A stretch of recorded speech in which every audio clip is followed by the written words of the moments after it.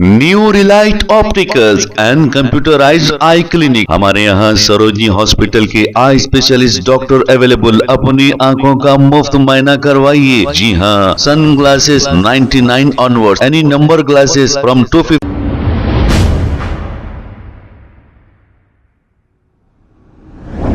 अस्सलाम वालेकुम नाजरीन, 7H न्यूज सच को रखे आपके आगे।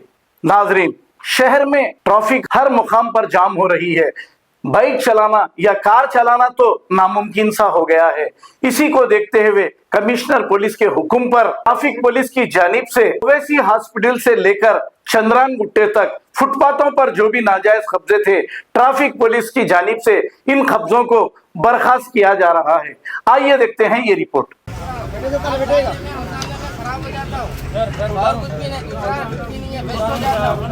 खाली एक आधा घंटे का टाइम दिया, पूरा उठा लेते हैं। आप में हमारे में बहुत फर्क है। वो डाल फिर खाली बात उधर नहीं लेते रहे साहब। इंसान को जरा टाइम देना, वक्त देना। फिर वक्त दिए तो कुछ भी होता है। जब पूरा जब वेस्ट हो जा रहा है तो पूरा जब वेस्ट हो जाता है, वो हिसाब से कर रहा है। एक आधा घंटा वेस्ट हो जा रहा है।